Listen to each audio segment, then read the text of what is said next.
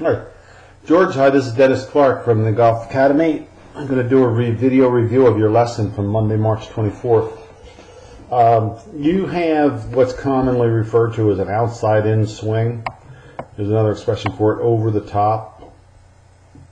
Teaching professionals are famous for all these prepositional phrases. But basically what it means is when you get to the top of your swing, your whole body turns open to face the target too soon, and your swing's way off to the left here. Okay, that's what we call the swing path that we're fighting. And the one thing I did was I adjusted your grip, so remember that. Other than that, your posture is pretty good. You could get a little bit less bend at the knees. Bring your center up just a little bit. You could have your hands just a little bit lower. Basically, we'd like this club, an extension of it, pointed sort of right through the belly button there. But it's not too bad. The setup isn't too bad except for the grip, which was too weak, means turn too much to the left. And but what happens for you is that you started out with probably a bad grip, and didn't play a lot of golf probably as a junior and never really got the fundamentals down. So when you come down here and see where that club is in relation to that ball right there, you know, on a scale of 1 to 10, you're about 12 outside in.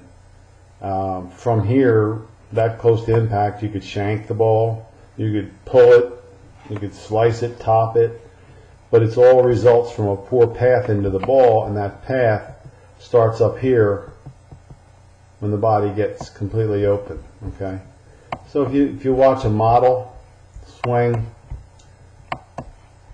here's your Andy Warhol 10 minutes of fame here, you get to compare to Tiger Woods. You notice that Tiger keeps his shoulders closed pretty long in the downswing. See? His hands are dropping down behind him. Your hands have gone way outside, already out by the bill of your cap. And your shoulders have completely opened up to the target. They're almost square, one frame away from being square. Now you're completely open and it's completely square to the target, and the hands are still way up in the air.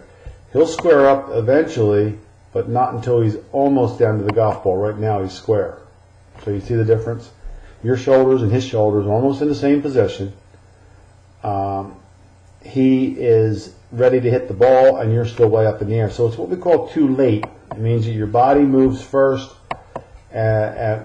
From the top, your body moves early, turn, turn, turn, turn, turn, and then swing way across it and outside in. And then you cut the ball. You mostly hit a glancing blow, and you hit these kind of shots that look like this. And once in a while, if you square the face on this, you'll just get a dead pull. So we have to get you swinging down in a better direction. Golf's rather paradoxical in a lot of ways, but one of the most paradoxical things about it is when you stand at the target, unlike other sports, you're actually facing 45 degrees this direction. Okay? You're not facing your target, which is out here. You're looking over here, well to your right. I'm sorry, 90 degrees. 45 would be in here. 90 degrees to the right. Okay? Now, you get up to the top, and so your target automatically feels left to you. It's going to feel to the left because you're facing over here. Now you get up to the top, and you turn your back, and now your back's 180 degrees from the target. So now what felt like left feels like doubly left, way to the left. And the first urge that we all get is swing to the left. Swing to the left. And you can see how it's coming way from outside the ball across the ball.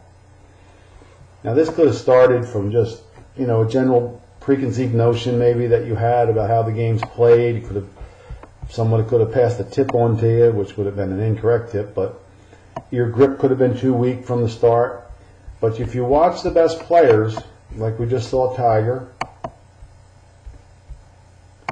and another gal, Danielle Makpani, used to play the LPGA Tour, watch the hands. They just simply drop in there. See, they drop so nicely from the inside.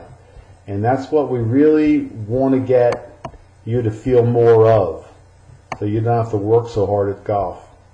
There's Davis Love dropping those hands down under him.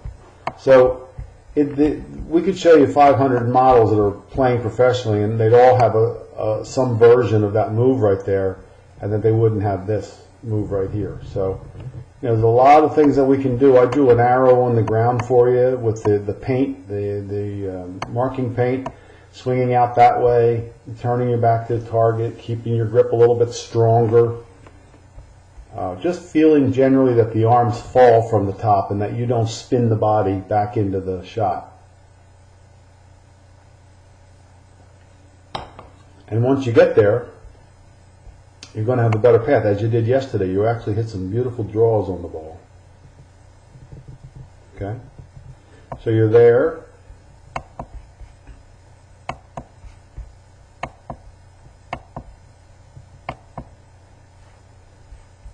A little bit later in the lesson. Okay? You don't have to hold that up so much. Let the arms hang down a little more naturally. Make sure the grip is where we placed it. I'm going to try to get you to stay in your posture just a little bit more.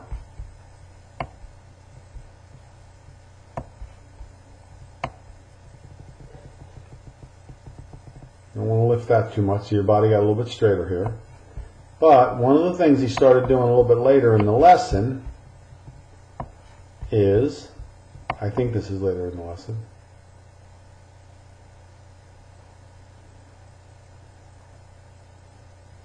he started coming down a little bit less over the top.